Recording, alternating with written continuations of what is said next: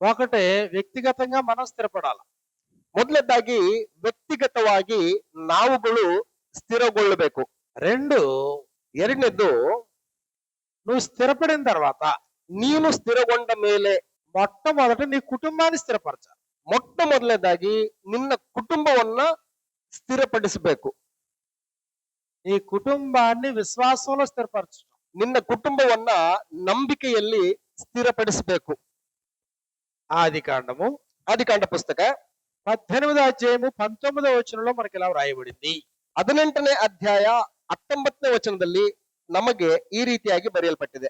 ఆదికాండము 18వ అధ్యాయం 19వ వచనంలో ಆದಿಕಾಂಡ ಪುಸ್ತಕ 18ನೇ ಅಧ್ಯಾಯ 19ನೇ ವಚನದಲ್ಲಿ అబ్రామును గూర్చి దేవుడు మాట్లాడుతూ ಅಬ್ರಹಾಮನನ್ನು ಕುರಿತಾಗಿ ದೇವರು ಮಾತಾಡ್ತಾ తాను ఎరిగిన అబ్రాము ఎలాంటి వాడు చెప్తున్నాడు. ತಾನು ಅರಿತಂತಹ ಅಬ್ರಹಾಮನು ಎಂತವನು ಎಂಬುದಾಗಿ ದೇವರು ಇಲ್ಲಿ ಮಾತಾಡ್ತಾ ಇದ್ದಾನೆ. ఎట్లనగా ಹೇಗೆಂದರೆ, యెహోవా అబ్రామును గూర్చి చెప్పినది అతని కలుగు చేయనట్లు తన తరువాత తన పిల్లలను తన ఇంటి వారును నీతి న్యాయములు అనుసరించి నడుచుకున్నట్లు యెహోవా మార్గమును గైకొనుటకు అతని వారికి ఆజ్ఞాపించినట్లు నేను అతని ఎరిగి ఉన్నాను.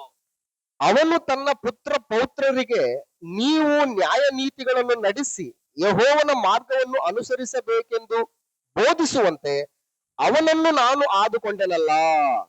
తన తరువాత తన పిల్లలు, ತನ್ನ ನಂತರ ತನ್ನ ಮಕ್ಕಳಿಗೆ, తన ఇంటి వారు. ತನ್ನ ಮನೆಯವರಿಗೆ.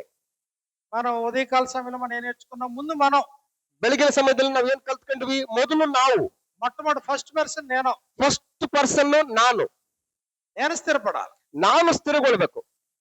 నేను సంగతులు గ్రహించాలి. ನಾನು ವಿಷಯಗಳನ್ನ ಗ್ರಹಿಸ್ಬೇಕು. సత్యాన్ని గ్రహించాలి. ಸತ್ಯವನ್ನ ಗ್ರಹಿಸ್ಬೇಕು. నేను మోసపోకూడదు. ನಾನು ಮೋಸ ಹೋಗಬಾರದು. రెండోదేంటి? ಎರಡನೇದ್ದೇನು?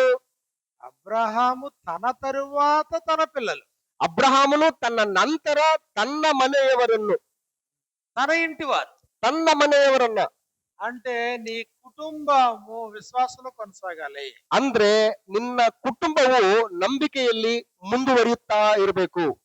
కుటుంబాన్ని నిర్లక్ష్యం చేయకూడదు. ಕುಟುಂಬವನ್ನ ಅಲಕ್ಷ್ಯ ಮಾಡಬಾರದು. కుటుంబాన్ని నిర్లక్ష్యం చేసి సమాజం మీద పడకూడదు. ಕುಟುಂಬವನ್ನ ನಿರ್ಲಕ್ಷ್ಯ ಮಾಡಿ ಸಮಾಜದ ಮೇಲೆ ನಾವು ಬೀಳಬಾರದು. ఎవడైనను తన ఇంటి వారిని సంరక్షింపలేకపోయిన ఎడలా, ಯಾವನಾದರೂ ತನ್ನ ಮನೆಯವರನ್ನು ಪೋಷಿಸದಿದ್ದರೆ, ಆಳದಿದ್ದರೆ, మొదటి తిమోతి రాసిన పత్రికలో 5వ అధ్యాయంలో ತಿಮೋತಿಗೆ ಬರೆದ ಮೊದಲನೇ ಪತ್ರಿಕೆ 5ನೇ ಅಧ್ಯಾಯದಲ್ಲಿ మొట్టమొదట ఇంటి వారి పట్ల శ్రద్ధ. ಮೊಟ್ಟ ಮೊದಲನೇದಾಗಿ ಮನೆಯವರಿಗೋಸ್ಕರ ನೀನು ಶ್ರದ್ಧೆಯನ್ನ ವಹಿಸಬೇಕಾಗ್ತದೆ. ఎవడైనను తన ఇంటి వారిని సంరక్షింప 8వ వచనంలో 5:8 1 ತಿಮೋತಿ 5ನೇ ಅಧ್ಯಾಯ 8ನೇ ವಚನದಲ್ಲಿ ఎవడైనను స్వకీయులను విశేషముగా తన ఇంటి వారిని సంరక్షింపలేకపోయిన ఎడల అతడు విశ్వాస త్యాగం చేసిన వాడు అవిశ్వాసి కంటే చెడ్డవాడు. ಯಾವನಾದರೂ ಸ್ವಂತ ಜನರನ್ನು ವಿಶೇಷವಾಗಿ ತನ್ನ ಮನೆಯವರನ್ನು ಸಂರಕ್ಷಿಸದೇ ಹೋದರೆ ಅವನು ಕ್ರಿಸ್ತ ನಂಬಿಕೆಯನ್ನು ತಿರಸ್ಕರಿಸಿದವನು, ನಂಬದವನಿಗಿಂತ ಕಡೆಯಾದವನೂ ಆಗಿದ್ದಾನೆ. స్వకీయులు ಅಂದ್ರೆ ಸ್ವಂತ ಜನರು, ಸ್ವಂತ ಮನೆಯವರನ್ನು, తన ఇంటి వారు ತನ್ನ ಮನೆಯವರನ್ನು అంటే మొట్టమొదట మనకు సంబంధించిన వారు. ಮೊಟ್ಟ ಮೊದಲನೇದಾಗಿ ನಮಗೆ ಸಂಬಂಧಿಸಿದಂತವರನ್ನು. నీకు విశ్వాసం ఉంటే ఆ విశ్వాసాన్ని ఇతరులతో పంచుకో. ನಿನಗೆ ನಂಬಿಕೆ ಇದ್ದಿದ್ದೆ ಆದ್ರೆ ಆ ನಂಬಿಕೆಯನ್ನ ನೀನು ಇತರರೊಟ್ಟಿಗೆ ಹಂಚ್ಕೋ. మొట్టమొదటి నీ కుటుంబంతో పంచుకో. ಮೊಟ್ಟ ಮೊದಲನೇದಾಗಿ ಆ ಒಂದು ನಂಬಿಕೆಯನ್ನ ನಿನ್ನ ಮನೆಯವರೊಟ್ಟಿಗೆ ಹಂಚ್ಕೋ. అన్నదమ్ములు అక్క చెల్లెలతో పంచుకో. ನಿನ್ನ ಅಣ್ಣ ತಮ್ಮಂದಿರು, ಅಕ್ಕ ತಂಗಿಯರೊಟ್ಟಿಗೆ ಅದನ್ನ ನೀನು ಹಂಚ್ಕೋ. భార్య లేదా నీ భర్తతో పంచుకో. ನಿನ್ನ ಗಂಡ ಅಥವಾ ನಿನ್ನ ಹೆಂಡತಿಯೊಟ್ಟಿಗೆ ಆ ಒಂದು ನಂಬಿಕೆಯನ್ನ ಹಂಚ್ಕೋ. నీ కడుపును పుట్టిన నీ పిల్లలతో పంచుకో. ನಿನ್ನ ಹೊಟ್ಟೆಯಲ್ಲಿ ಹುಟ್ಟಿದಂತಹ ನಿನ್ನ ಮಕ್ಕಳೊಟ್ಟಿಗೆ ಅದನ್ನ ನೀನು ಹಂಚ್ಕೋ. మొట్టమొదట ಮೊಟ್ಟ ಮೊದಲನೇದಾಗಿ నాకు నమ్మకం, ಮೊದಲನೇದಾಗಿ ನನಗೆ ನಂಬಿಕೆ ಇದೆಯಾ? ఈ నమ్మకాన్ని ఎవరితో పంచుకుంటాం? ಈ ನಂಬಿಕೆಯನ್ನ ನಾನು ಯಾರೊಟ್ಟಿಗೆ ಹಂಚ್ಕೊಳ್ತೀನಿ? ప్రయోజనకరమైనది ఏది దాచుకోవద్దు. ಉಪಯೋಗಕರವಾದಂತದ್ದನ್ನ ಯಾವುದನ್ನು ಕೂಡ ನೀನು ಮುಚ್ಚಿಟ್ಕೋಬೇಡ. ప్రయోజనకరమైనది దాచుకోకుండా ಉಪಯೋಗವಾದದ್ದಂತದ್ದನ್ನ ಯಾವುದನ್ನು ನೀನು ಮುಚ್ಚಿಟ್ಟುಕೊಳ್ಳದೆ ప్రయోజనకరమైనది మనం ఇతరులకు ప్రకటించాలి. ಉಪಯೋಗಕರವಾದಂತದ್ದವುಗಳನ್ನ ನಾವು ಇತರರಿಗೆ ಸಾರಬೇಕು. ఇతరుల కంటే బయట వాళ్ళకని కాదు ఇక్కడ. ಇತರರಿಗೆ ಅಂತಂದ್ರೆ ಹೊರಗಿನಂತವ್ರಿಗಲ್ಲ. మొట్టమొదట తన ఇంటి వారికి. ಮೊಟ್ಟ ಮೊದಲನೇದಾಗಿ ತನ್ನ ಮನೆಯವರಿಗೆ. మొదటి తిమోతి పత్రికలో మనం చూస్తే 1ನೇ ತಿಮೋತಿ ಪತ್ರಿಕೆಯನ್ನ ನಾವು ನೋಡಿದ್ರೆ మొదటి తిమోతి పత్రిక. నా వాయిస్ అందులో వస్తుంది, ఇబ్బంది లేదు. దగ్గరికి రావాలా? ఓకే. తిమోతికి రాసినటువంటి మొదటి పత్రిక ತಿಮೋತಿಗೆ ಬರೆದ ಮೊದಲನೇ ಪತ್ರಿಕೆ 3వ అధ్యాయంలో మనం చూసినప్పుడు 3ನೇ ಅಧ್ಯಾಯದಲ್ಲಿ ನಾವು ನೋಡಿದ್ರೆ 4వ వచనంలో మనకి ఇలా వ్రాయబడింది. 4ನೇ ವಚನದಲ್ಲಿ ನಮಗೆ ಈ ರೀತಿಯಾಗಿ ಬರೆಯಲ್ಪಟ್ಟಿದೆ. సంపూర్ణ మాన్యత కలిగి ಪೂರ್ಣ ಗೌರವದಿಂದ తన పిల్లలను స్వాధీనపరుచుకొనుచు ತನ್ನ ಮಕ್ಕಳನ್ನು ಅಧೀನದಲ್ಲಿಟ್ಟುಕೊಂಡು తన ఇంటి వారిని బాగుగా ఏలువాడై ఉండవలెను. ಸ್ವಂತ ಮನೆಯವರನ್ನು ಚೆನ್ನಾಗಿ ಆಳುವವನಾಗಿರಬೇಕು. సంఘంలో నాయకత్వం వహించేటువంటి పెద్దలు గాని పరిచారకులు గాని ಸಭೆಯಲ್ಲಿ ನಾಯಕತ್ವವನ್ನ ವಹಿಸಿಕೊಳ್ಳುತ್ತಿರುವಂತಹ ಹಿರಿಯರಾಗಲಿ ಸಭಾ ಸೇವಕರಾಗಿರ್ಲಿ. 12వ వచనం మనం చూస్తే 12ನೇ ವಚನದಲ್ಲಿ ನಾವು ನೋಡಿದ್ರೆ పరిచారకులు ఏకపత్ని పురుషులు తమ పిల్లలను తమ ఇంటి వారిని బాగుగా ఏలువారై ఉండవలెను. ಸಭಾ ಸೇವಕರು ಏಕಪತ್ನಿಯುಳ್ಳವರು ತಮ್ಮ ಮಕ್ಕಳನ್ನು ಮನೆಯವರನ್ನು ಚೆನ್ನಾಗಿ ಆಳುವವರು ಆಗಿರಬೇಕು. అంటే దేవుని యొక్క సంఘంలో నాయకత్వం వహించేటువంటి పెద్దలు గాని పరిచారకులు గాని ದೇವರ ಸಭೆಯಲ್ಲಿ ನಾಯಕತ್ವವನ್ನು ವಹಿಸುತ್ತಿರುವಂತಹ ಸಭಾ ಸೇವಕರಾಗ್ಲಿ ಸಭಾ ಹಿರಿಯರಾಗಿರ್ಲಿ కుటుంబం స్వాధీనంలో ఉండాలా? ಅವರ ಸ್ವಾಧೀನದಲ್ಲಿ ಇರ್ಬೇಕಲ್ವಾ? కుటుంబాన్ని జాగ్రత్త ఏలేవాళ్ళై ఉండాలా? ಅವರ ಒಂದು ಕುಟುಂಬಗಳನ್ನು ಸರಿಯಾದ ರೀತಿಯಲ್ಲಿ ಆಳುವವರಾಗಿರ್ಬೇಕಲ್ವಾ? అసలు నీ కుటుంబంలోనే తిరుగుబాటు ఉంటే, ನಿನಗೆ ಅನ್ನುವಂಥದ್ದಾಗಿದ್ರೆ, నీ కుటుంబంలోనే భక్తిహీనులు ఉంటే, ನಿನ್ನ ಒಂದು ಕುಟುಂಬದಲ್ಲೇ ಭಕ್ತಿಹೀನತೆ ಅನ್ನುವಂಥದ್ದಿದ್ರೆ, అసలు నీ కుటుంబాన్ని నువ్వు సంరక్షించలేకపోతుంటే, ಇಷ್ಟಕ್ಕೂ ನಿನ್ನ ಕುಟುಂಬವನ್ನೇ ಪೋಷಿಸದೇ ಇದ್ರೆ నువ్వు ఇతరులు ఏం చేయగలవు? నువ్వు ಇತರಿಗೆ ನೀನೇನ್ ಮಾಡ್ಲಿಕ್ಕೆ ಸಾಧ್ಯ? దేవుని సంఘాన్ని ఎలా పాలిస్తావు? ಸೊ ದೇವರ ಸಭೆಯನ್ನು ನೀನು ಹೇಗೆ ಆಳ್ಲಿಕ್ಕೆ ಸಾಧ್ಯ? కాబట్టి ఇదిగో మొట్టమొదట నీ కుటుంబం ప్రాముఖ్యం. ಆದ್ರಿಂದ ಮೊಟ್ಟ ಮೊದಲದಾಗಿ ನಿನ್ನ ಕುಟುಂಬ ಬಹಳ ಪ್ರಾಮುಖ್ಯ. ಅಬ್ರಹಾಮನೇ తన తరువాత ತನ್ನ ನಂತರ తన పిల్లలను, ತನ್ನ ಮಕ್ಕಳನ್ನ, తన ఇంటి వారిను, ತನ್ನ ಮನೆಯವರನ್ನ నీతి న్యాయములు అనుసరించుచు, ನೀತಿ ನ್ಯಾಯಗಳನ್ನ ಅನುಸರಿಸುತ್ತಾ యెహోవా మార్గం కైకొనుటకు అతడు వారికి ఆజ్ఞాపించినట్లు అతను ఎరిగి ఉన్నారు. ಯೆಹೋವನ ಮಾತುಗಳನ್ನ ಕೈಕೊಳ್ಳು ಎಂಬುದಾಗಿ ತಮ್ಮ ಮಕ್ಕಳಿಗೆ ಅವರು ಸಾರಬೇಕು. కాబట్టి తన ఇంటి వారిని స్థిరపరచుకోవడం ప్రాముఖ్యం. ತನ್ನ ಮಕ್ಕಳನ್ನ ತನ್ನ ಮನೆಯವರನ್ನ ಸ್ಥಿರಪಡಿಸಿಕೊಳ್ಳುವಂತದ್ದು ಮುಖ್ಯ. యెహోషువ గ్రంథం 24వ అధ్యాయంలో 15-24లో, ಯೆಹೋಶುವನ ಗ್ರಂಥ 24ನೇ ಅಧ್ಯಾಯ 15ನೇ ವಚನದಲ್ಲಿ 24:15లో మనకి ఇలా వ్రాయబడింది. ಯೆಹೋಶುವನ ಗ್ರಂಥ 24ನೇ ಅಧ್ಯಾಯ 15ನೇ ವಚನದಲ್ಲಿ ನಮಗೆ ಈ ರೀತಿಯಾಗಿ ಬರೆಯಲ್ಪಟ್ಟಿದೆ. మొత్తం సర్వ ప్రపంచం ఇశ్రాయేలీలు వారు ఎలా బ్రతుకుతూ ఉన్నా, ಸರ್ವ ಪ್ರಪಂಚದಲ್ಲಿ ಮನುಷ್ಯರು ಹೇಗೆ ಬದುಕ್ತಾ ಇದ್ರು ಕೂಡ ఇదిగో వారికి ఈ ప్రకారంగా తెలియజేస్తూ ఉన్నాడు. ಆದ್ರೆ ಇಸ್ರಾಯೇಲ್ ಪ್ರಜೆಗಳಿಗೆ ಮಾತ್ರ ದೇವರು ಈ ರೀತಿಯಾಗಿ ಅಲ್ಲಿ ಪ್ರಕಟಿಸ್ತಾ ಇದ್ದಾನೆ. 14వ వచనంలో 14ನೇ 24:14 ಯೆಹೋಶುವನ ಗ್ರಂಥ 24ನೇ ಅಧ್ಯಾಯ 14ನೇ యెహోవా యందు భయభక్తులు గలవారై ಈಗಿರುವುದರಿಂದ ನೀವು ಯೆಹೋವನಲ್ಲಿ ಭಯಭಕ್ತಿ ಉಳ್ಳವರಾಗಿರ್ರಿ. ఆయనను నిష్కపటముగాను సత్యముగాను సేవించుచు ಆತನನ್ನು ಪೂರ್ಣ ಮನಸ್ಸಿನಿಂದಲೂ ಯಥಾರ್ಥ ಚಿತ್ತದಿಂದಲೂ ಸೇವಿಸಿರಿ. మీ పితరులు నది అద్దరిని ఐగుప్తులో సేవించిన దేవతలను తొలగద్రోసి యెహోవానే సేవించుడి. ನಿಮ್ಮ ಪೂರ್ವಿಕರು ಯೂಫ್ರಟಿಸ್ ನದಿಯ ಆಚೆಯಲ್ಲಿಯೂ ಐಗುಪ್ತದಲ್ಲಿಯೂ ಪೂಜಿಸುತ್ತಿದ್ದ ದೇವತೆಗಳನ್ನು ನಿಮ್ಮಲ್ಲಿಂದ ತೆಗೆದು ಹಾಕಿರಿ. కాబట్టి ఇశ్రాయేలు వారికి అందరికీ ఇది చెప్పాడు. ಇಸ್ರಾಯೇಲ್ರೆಲ್ಲರಿಗೂ ಕೂಡ ಇದನ್ನ ಹೇಳ್ತಾ ಇದ್ದಾನೆ. ఒకవేళ మీరు సేవించినా సేవించకపోయినా, ಒಂದು ವೇಳೆ ನೀವು ನಿಮ್ಮ ದೇವರಾದ ಯೆಹೋವನನ್ನು ಸೇವಿಸಿದ್ರೂ ಸರಿನೇ, ಸೇವಿಸದೇ ಇದ್ರೂ ಸರಿನೇ, విగ్రహారాధన మానినా మానకపోయినా, ಒಂದು ವೇಳೆ ನೀವು ವಿಗ್ರಹಾರಾಧನೆಯನ್ನ ಬಿಟ್ಟರೂ ಸರಿನೇ, ಬಿಡದಿದ್ರೂ సరినే. ఇదిగో 15వ వచనంలో చెప్తున్నాడు, ಈಗ 15ನೇ ವಚನದಲ್ಲಿ ಹೇಳ್ತಾ ಇದ್ದಾನೆ, యెహోవాను సేవించిన మీ దృష్టికి కీడని తోచిన ఎడల మీరు ఎవరిని సేవించదరో మీరు కోరుకొనుడి. ಯೆಹೋವನನ್ನು ಸೇವಿಸುವುದು ನಿಮಗೆ ಸರಿ ಕಾಣದಿದ್ದರೆ ಯಾರನ್ನು ಸೇವಿಸಬೇಕೆಂದಿದ್ದೀರಿ, ಇವತ್ತೇ ಆರಿಸಿಕೊಳ್ಳಿರಿ. నది అద్దరిని మీ పితరులు సేవించిన దేవతలు సేవించదరు, అమోరీల దేశమును మీరు నివసించున్నారే వారి దేవతలు సేవించదరు నేడు మీరు కోరుకొనుడి. మీరెవరిని కోరుకొని నిశ్చయించుకొనినను నేనును నా ఇంటి వారును యెహోవాను సేవించదమన్నాడు. ಇವತ್ತೇ ಆರಿಸಿಕೊಳ್ಳಿರಿ. ನಿಮ್ಮ ಪೂರ್ವಿಕರು ಯೂಫ್ರಟಿಸ್ ನದಿ ಆಚೆಯಲ್ಲಿ ಸೇವಿಸುತ್ತಿದ್ದ ದೇವತೆಗಳು, ಈ ದೇಶದ ಮೂಲ ನಿವಾಸಿಗಳಾದ ಅಮೋರಿಯರ ದೇವತೆಗಳು, ಹೇಳಿರಿ ನಾನು ನನ್ನ ಮನೆಯವರು ಯೆಹೋವನನ್ನೇ ಸೇವಿಸುವೆವು ಅಂದನು. నేనును నా ఇంటి వారు. ನಾನು ನನ್ನ ಮನೆಯವರು. అబ్రాహాము గురించి మనం మాట్లాడుకున్నాం. ಈಗಾಗಲೇ ನಾವು ಅಬ್ರಹಾಮನ ಬಗ್ಗೆ ಮಾತಾಡ್ಕೊಂಡ್ವಿ. తన తరువాత తన పిల్లలు తన ఇంటి వారు. ತನ್ನ ನಂತರ ತನ್ನ ಮಕ್ಕಳು ತನ್ನ ಮನೆಯವರು. అంటే అబ్రాహాము పిల్లలు అబ్రాహాము ఇంటి వారు. ಅಬ್ರಹಾಮನು ಅಬ್ರಹಾಮನ ಮಕ್ಕಳು ಅಬ್ರಹಾಮನ ಮನೆಯವರು. యెహోషువ ఇంటి వారు. ಯೆಹೋಶುವ ಮತ್ತು ಯೆಹೋಶುವನ ಕುಟುಂಬದವರು ಮನೆಯವರು. ఏమర్థమవుతుంది? ಏನರ್ಥ ಆಗ್ತಾ ಇದೆ? మొట్టమొదటి మనం స్థిరపరచబడాలి. ಮೊಟ್ಟ ಮೊದಲನೇದಾಗಿ ನಾವು ಸ್ಥಿರಪಡಿಸಲ್ಪಡಬೇಕು. రెండోది నీతో ఉండే నీ కుటుంబం స్థిరపరచ. ಎರಡನೇದಾಗಿ ನಿನ್ನೊಟ್ಟಿಗೆ ಇರುವಂತಹ ನಿನ್ನ ಕುಟುಂಬ ಸ್ಥಿರಪಡಿಸಲ್ಪಡಬೇಕು. నేనును నా ఇంటి వారు. ನಾನು ನನ್ನ ಮನೆಯವರು. ఈ మాట అనేటప్పటికి ಈ ಮಾತು ಹೇಳ್ತಾ ಇರುವಾಗ್ಲೇ మొత్తం ఇశ్రాయేలు సమాజం అంతా ఉంది. ಎಲ್ಲ ಇಸ್ರಾಯೇಲ್ ಸಮೂಹ ಎಲ್ಲ ಕೇಳ್ತಾ ಇದೆ. లక్షలాది మంది ఉన్నారు. ಲಕ್ಷಾಂತರ ಜನ ಇಸ್ರಾಯೇಲ್ ಇದ್ದಾರೆ. అందులో ఈ యెహోషువ కుటుంబం ఇది. ಇಲ್ಲಿ ಯೆಹೋಶುವ ಮತ್ತು ಯೆಹೋಶುವನ ಕುಟುಂಬ ಇಷ್ಟಿದೆ, ಚಿಕ್ಕದು. మిగిలిన వాళ్ళందరూ మీరు ఏం చేస్తారో చేయండి, మీ ఇష్టం అన్నాడు. ಉಳಿದವರೆಲ್ಲರೂ ನೀವ್ ಏನ್ ಮಾಡ್ತೀರೋ ಮಾಡ್ರಿ, ಅದು ನಿಮ್ ಇಷ್ಟ. ఎవరిని సేవిస్తారో మీరు కోరుకోండి, ನೀವ್ ಯಾರನ್ನ ಸೇವಿಸ್ಬೇಕಂತಿದ್ದೀರೋ ನೀವೇ ಡಿಸೈಡ್ ಮಾಡ್ಕೊಳ್ಳಿ. కానీ నేనును, ಆದ್ರೆ నేనంటే ನಾನು ಅಂತಂದ್ರೆ నాతో కుటుంబం ఉంది. ನನ್ನೊಟ್ಟಿಗೆ ಕುಟುಂಬ. నేనంటే ఒంటరిని కాదు. ನಾನಂದ್ರೆ ಒಬ್ಬೊಂಟಿಗನಲ್ಲ.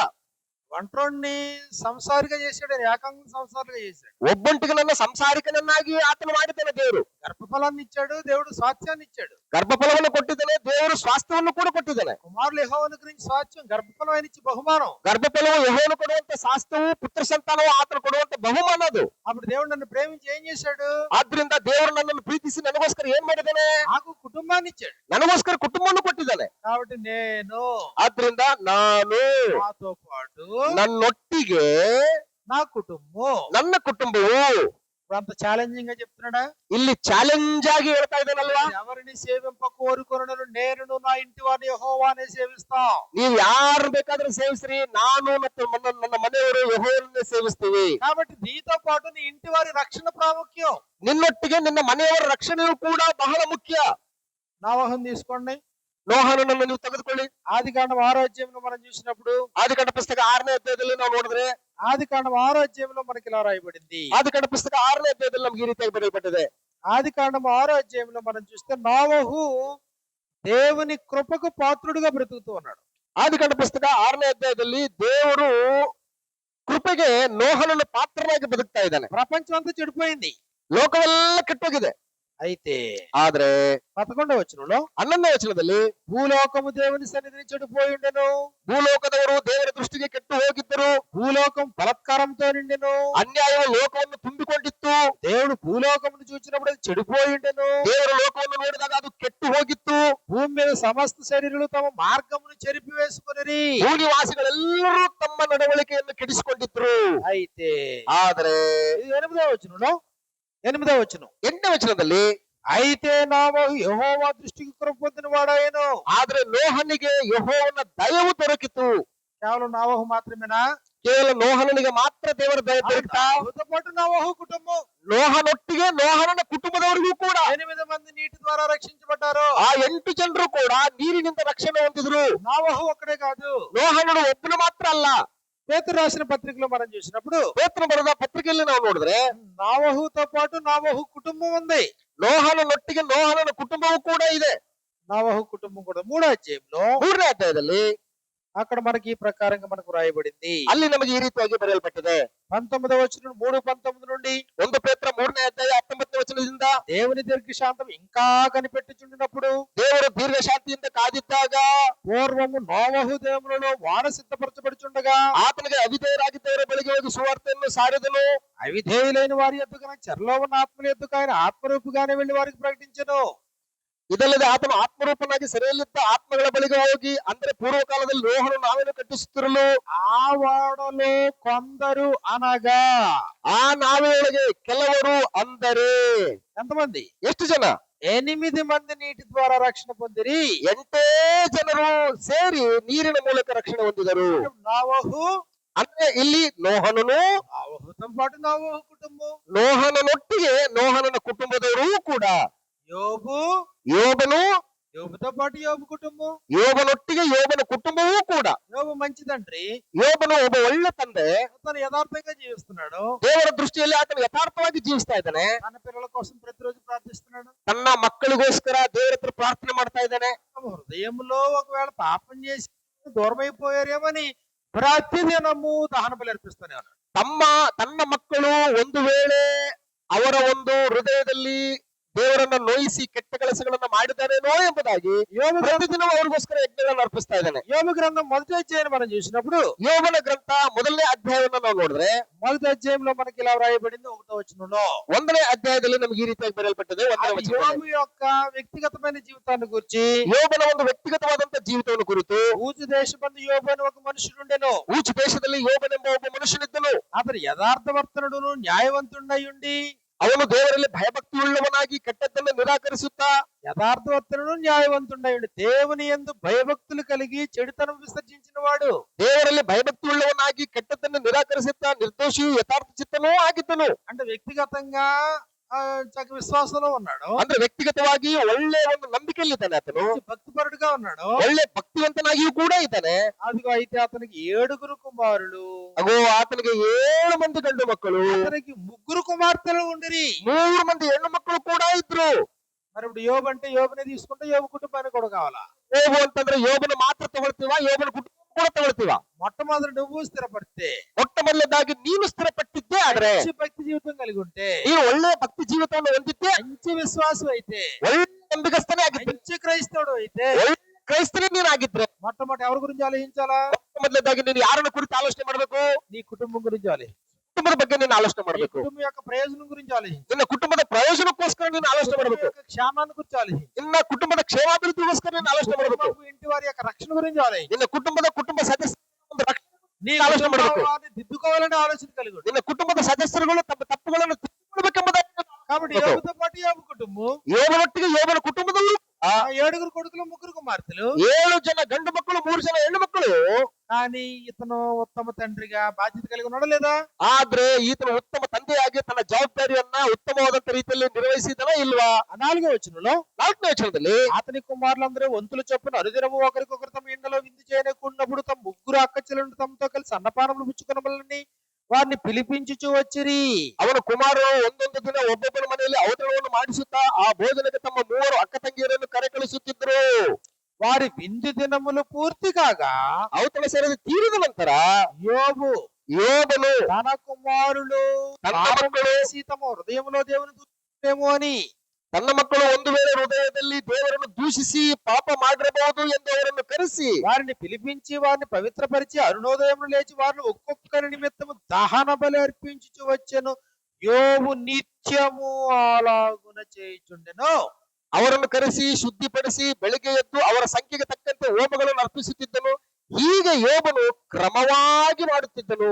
ఇలా మీరు బైబిల్ చరిత్రలో మీరు ఎక్కడ చూసినా గానీ ಈ ರೀತಿಯಾಗಿ ನಾವು ಬೈಬಲ್ ಅನ್ನು ಓದುತ್ತಿರ್ಬೇಕಾದ್ರೆ ಎಲ್ಲಿ ನೋಡಿದ್ರು ಕೂಡ నేను నా ఇంటివారు, ನಾನು ನನ್ನ ಮನೆಯವರು, నీవు నీ ఇంటివారు. ನೀನು ನಿನ್ನ ಮನೆಯವರು. నీ ఇంటి వారినే సంరక్షించకపోతే నువ్వు దేశాన్ని ఏమవుతుంది ఎంతో? ನೀನು ನಿನ್ನ ಮನೆಯವರನ್ನು ಸಂರಕ್ಷಿಸಿದ್ದೆ, ಇನ್ನ ಇತರನ್ನು ಹೇಗೆ ನೀನು ಸಂರಕ್ಷಿಸ್ತಿ? కాబట్టి ఇంటి వారిని విస్మరించొద్దు. ನಿನ್ನ ಮನೆಯವರನ್ನ ನೀನು ತಾತ್ಸಾರ ಮಾಡಬೇಡ. ఎందుకు విస్మరించొద్దు? ಯಾಕೆ ತಾತ್ಸಾರ ಮಾಡಬೇಡ? తరములకు కాపాడే దేవుడే, ಯಾಕಂದ್ರೆ ತಲತಲಾಂತರಗಳವರೆಗೂ ಕಾಪಾಡ್ತಕ್ಕಂಥ ದೇವರು. యుగ యుగములకు ఆయన కృప నిలుస్తుంది. ಯುಗ ಯುಗಾಂತರಗಳವರೆಗೂ ಕೂಡ ತಾತನು ತನ್ನ ಕೃಪೆಯನ್ನು ವಿಸ್ತರಿಸ್ತಾನೆ. పిల్ల తరాన దీవించబడతావు. ಮಕ್ಕಳು ಮೊಮ್ಮಕ್ಕಳ ಕರವರೆಗೂ ಕೂಡ ತನ್ನ ಒಂದು ಕೃಪೆಯನ್ನು ಆತನು ఈ ಸುರಿಸ್ತಾನೆ. తరముల వరకు కరుణించి దేవుడు 1000 ತಲೆಮಾರುಗಳವರೆಗೆ ಆತನ ಕೃಪೆಯನ್ನು ತೋರಿಸುವಂತ ದೇವರು. నిబంధన గైకొని దాని ప్రకారం జీవించే వారిని నేను కరుణిస్తాను అన్నాడు ఆయన. ಆತನ ನಿಬಂಧನೆಯನ್ನು ಕೈಕೊಂಡು ಆತನ ಕಟ್ಟಳೆಗಳಿಗೆ ಅನುಸಾರವಾಗಿ ಜೀವಿಸುವವರೆಲ್ಲರೂ ಕೂಡ ಆತನ ಕನಿಕರಿಸ್ತಾನೆ. ఇప్పుడు దాన్ని నువ్వు నమ్ముతుంటే, ಈಗ ನೀನು ಅದನ್ನ ನೀನು ನಂಬ್ತಾ ಇದ್ರೆ, నీ వరకే ఆలోచిస్తే ಸೊ ನಿನ್ನ ಮಟ್ಟಿಗೆ ನೀನು ಆಲೋಚನೆ ಮಾಡಿದ್ರೆ నెంబర్ 1 స్వార్థ ప్రియుడు అవుతావు. ನೀನು ನಂಬರ್ 1 ಸ್ವಾರ್ಥ ಪ್ರಿಯನಾಗಿರ್ತೀವಿ.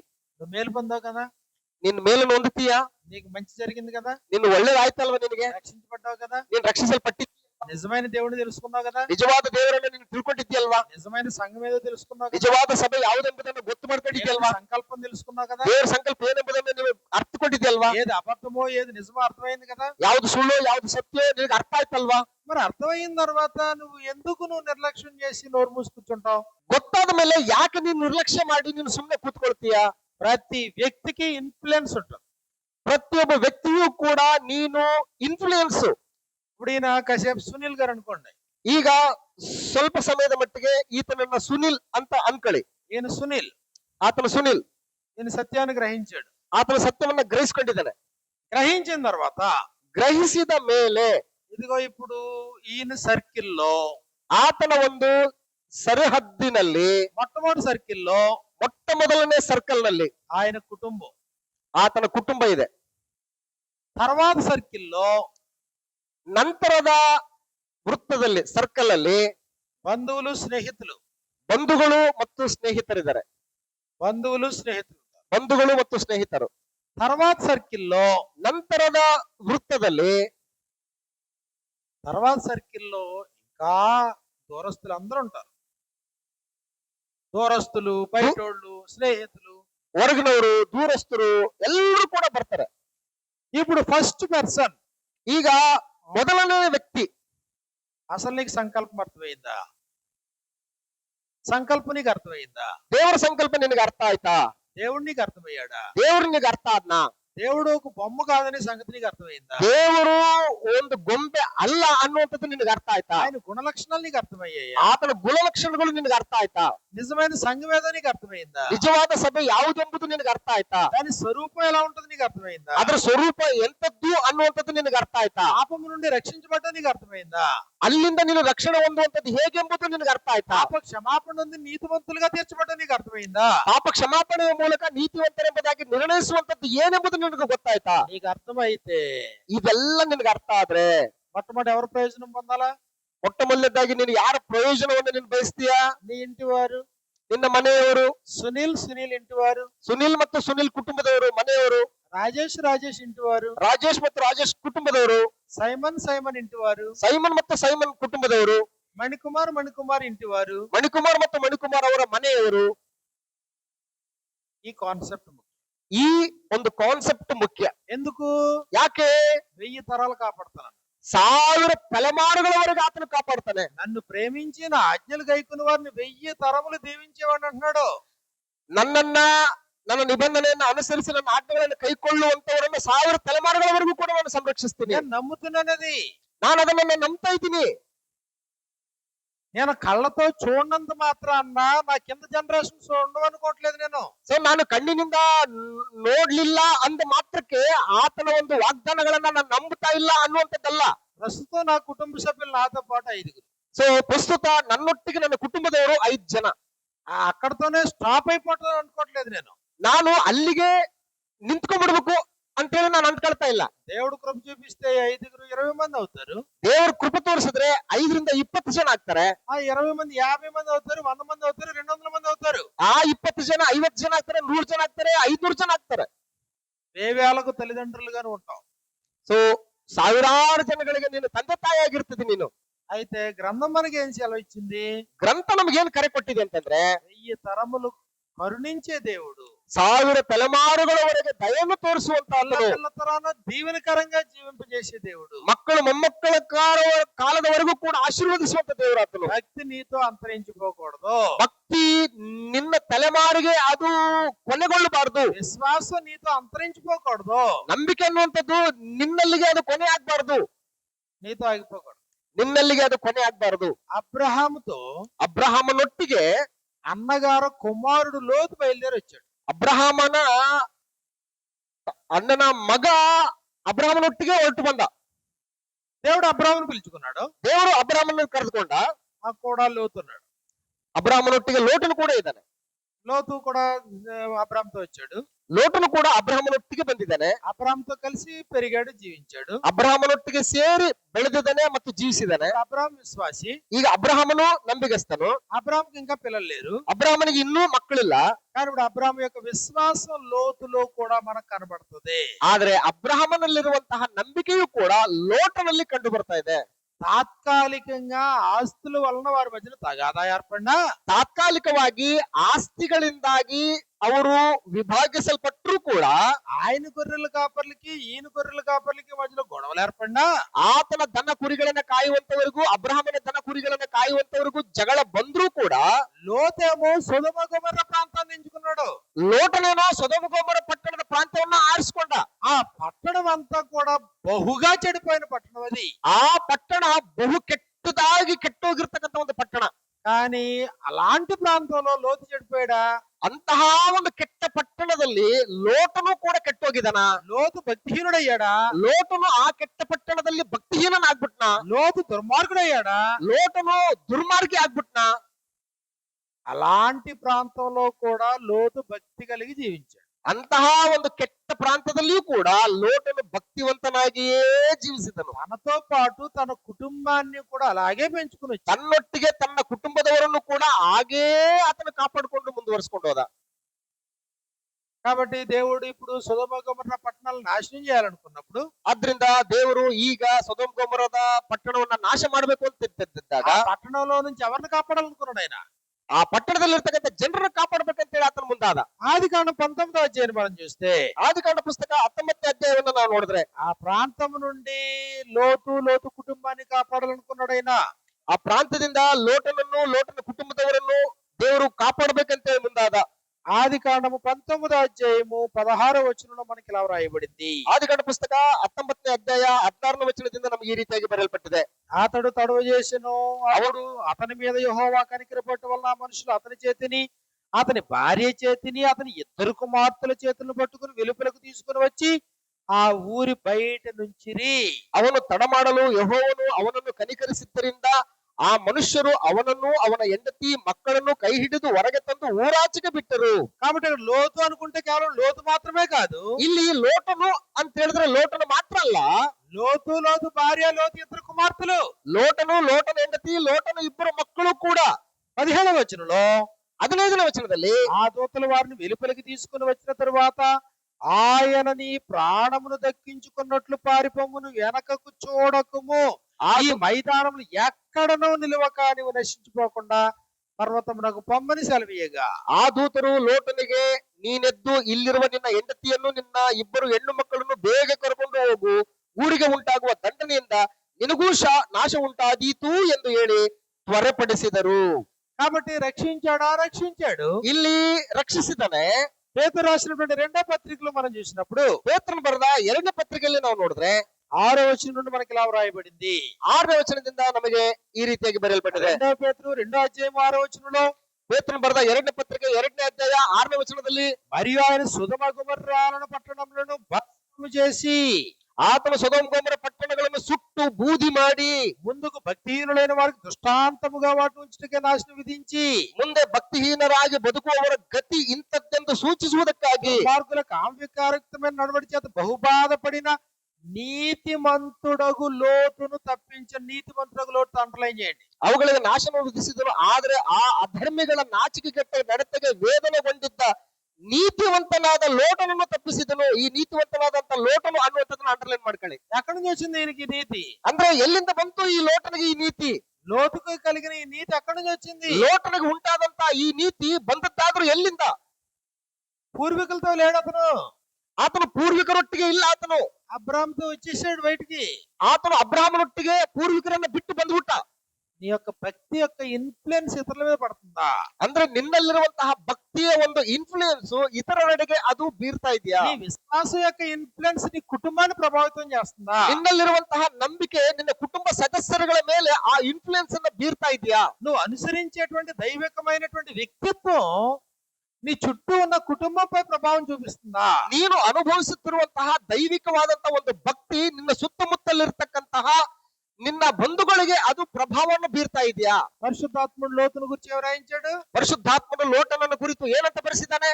ఆ నీతిమంతుడగు లోతు. ಆ ನೀತಿವಂತನಾದಂತಹ ಲೋಟನು ಎಂಬುದಾಗಿ. నీతిమంతుడేనా? ಲೋಟನು ನೀತಿವಂತನೇನಾ? నీతిమంతుడే. ನೀತಿವಂತನೇ. తన ఇంటి వారి కొరకు ఆలోచించాడా లేదా? ತನ್ನ ಕುಟುಂಬದವರಿಗೋಸ್ಕರ ಲೋಟನ ಆಲೋಚನೆ ಮಾಡಿದನಾ ಮಾಡಿಲ್ವಾ? ఆ నీతిమంతుని బట్టి కుటుంబం రక్షించబడిందా లేదా? ಆ ನೀತಿವಂತನಾದಂತ ಲೋಟನ ದೆಸೆಯಿಂದಾಗಿ ಆ ಕುಟುಂಬ ರಕ್ಷಣೆ ಹೊಂದುತ್ತಾ ಹೊಂದಿಲ್ವಾ? కాబట్టి అతను తడవ చేస్తున్నప్పుడు దేవదూతలు వచ్చి వాళ్ళ చేతులు పట్టుకుని బయటకు తీసుకు.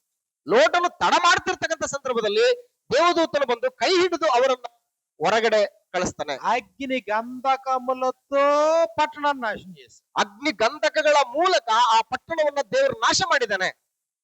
కాబట్టి నేను నా ఇంటి వారు, ಆದ್ರಿಂದ ನಾನು ನನ್ನ ಮನೆಯವರು, యోబు ఇంటి వారు, ಯೋಬನ ಮನೆಯವರು, నోవహు ఇంటి వారు, ನೋಹನ ಮನೆಯವರು, సర్వ ప్రపంచం నీళ్ళ చేత నాశనం అయింది. ಇಡೀ ಪ್ರಪಂಚವೆಲ್ಲ ನೀರಿನಿಂದ ನಾಶವಾಗೋಗಿತ್ತು. నీటి ద్వారా 8 మంది రక్షించబడ్డారు. ನೀರಿನ ಮೂಲಕ ಕೇವಲ 8 ಜನರು ರಕ್ಷಣೆ ಹೊಂದಿದ್ರು. ఎవరా 8 మంది? ಯಾರು ಅವರುಗಳು? నోవహు భార్య, 3 కుమారులు, కోడలు. ನೋಹನ ಹೆಂಡತಿ ಮತ್ತು ಆತನ ಕುಟುಂಬ ಸದಸ್ಯರುಗಳು. కాబట్టి నాకు అర్థమైతే, ಈ ಒಂದು ವಿಷಯ ನನಗೆ ಅರ್ಥ ಆದ್ರೆ, నేను భక్తిపరుణ్ణైతే, ನಾನು ಭಕ್ತಿವಂತನೇ ಆಗಿದ್ರೆ, యథార్థంగా దేవుని కొరకు బ్రతికే వ్యక్తినైతే, ಯಥಾರ್ಥವಂತನಾಗಿ ದೇವರ ಸನ್ನಿಧಾನದಲ್ಲಿ ಬದುಕುವವನೇ ನಾನಾಗಿದ್ರೆ, పరిశుద్ధపరచబడి నీతివంతుడిగా జీవించేవాడినైతే, ಪರಿಶುದ್ಧನಾಗಿ ನೀತಿವಂತನಾಗಿ ಜೀವಿಸಬೇಕೆಂಬುದಾಗಿ ಮನಸ್ಸೇ ಮಾಡಿದ್ರೆ, దేవుని సంకల్పాన్ని బాగా అర్థం చేసుకుని గురుడితనం పోగొట్టుకున్న వాడినైతే, ದೇವರ ಸಂಕಲ್ಪವನ್ನು ಚೆನ್ನಾಗಿ ಅರ್ಥ ಮಾಡಿಕೊಂಡು ಕುರುಡುತನವನ್ನ ಹೋಗಲಾಡಿಸಿಕೊಂಡಿದ್ದೇ ಆದ್ರೆ, ఇప్పుడు నా నెక్స్ట్ స్టెప్ ఏంటి? ఇప్పుడు ಈಗ ನನ್ನ ನಂತರದ ಹೆಜ್ಜೆ ಏನು? నా ఇంటి వారు, ನನ್ನ మನೆಯವರು, నేను ప్రేమిస్తున్నాను వాళ్ళని, ನಾನು ಪ್ರೀತಿಸ್ತಕ್ಕಂಥವರು, వాళ్ళు నన్ను ప్రేమిస్తున్నారు. ಅವರು ನನ್ನನ್ನು ಪ್ರೀತಿಸ್ತಾ ಇದ್ದಾರೆ. ఒకరికొరకొకరు మేము ఏదైనా చేయగలం. ನಾವು ಒಬ್ರಿಗೋಸ್ಕರ ಒಬ್ರು ಏನ್ ಬೇಕಾದ್ರೂ ಮಾಡಬಲ್ಲಿವೆ. ఇప్పుడు నా ముందున్నటువంటి పరిస్థితి ఏంటి? నా భక్తిని వారి ముందు కనపరచు. ನನ್ನ ಮುಂದಿರ್ತಕ್ಕಂಥ ಪರಿಸ್ಥಿತಿ ಏನಂತಂದ್ರೆ, ನನ್ನ ಭಕ್ತಿಯನ್ನ ಅವರುಗಳಿಗೆ ನಾನು ತೋರ್ಪಡಿಸಬೇಕು. ప్రయోజనకరమైనది మొట్టమొదటి వాళ్ళతో పంచుకోవడం, ಉಪಯೋಗಕರವಾದದ್ದನ್ನ ನಾನು ಒಟ್ಟಿಗೆ ಅವರೊಟ್ಟಿಗೆ ನಾನು ಹಂಚ್ಕೋಬೇಕು. కుటుంబం యొక్క రక్షణ గురించి ఆలోచించడం, ಕುಟುಂಬದ ಒಂದು ರಕ್ಷಣೆಗೋಸ್ಕರ ನಾನು ಚಿಂತಿಸುವಂತದ್ದು ಅವಶ್ಯಕತೆ ಇದೆ. రాహాబు అనే వేశ్య గురించి చూడండి. ರಹಬಳಾದಂತಹ ವೇಶ್ಯೆಯ ಒಂದು ವಿಷಯದಲ್ಲಿ ನೀವು ಗಮನಿಸಿ, వృత్తిలో ఉంది. ಆಕೆ ವೇಷವೃತ್ತಿಯಲ್ಲಿದ್ದಾಳೆ. ఆ వేగుల వారిని కాపాడింది, ಆ ಒಂದು ಗೂಢಚಾರರನ್ನ ಆಕೆ ಕಾಪಾಡಿದಾಳೆ. కరోనా నుంచి వచ్చినటువంటి వారిని కాపాడి వారిని తప్పించింది. ಅಂದ್ರೆ ಆಕೆಯ ಒಂದು ಇಚ್ಛಾಶಕ್ತಿ ತನ್ನ ಕುಟುಂಬದವರೆಡೆಗೆ ಏನಾಗಿದೆ ಅಂತಂದ್ರೆ, ತನ್ನ ಕುಟುಂಬದವರನ್ನ ಸಂರಕ್ಷಿಸಿದ್ದೆ. దేవుని మీద విశ్వాసం ఉంది ఆవిడికి. ದೇವರ ಮೇಲೆ ಆಕೆಗೆ ನಂಬಿಕೆ ಇದೆ. ఆ దేవుడు తమకు అడ్డొచ్చినటువంటి శత్రువుల పట్ల ఎలా వ్యవహరించాడో విన్నామని చెప్పింది.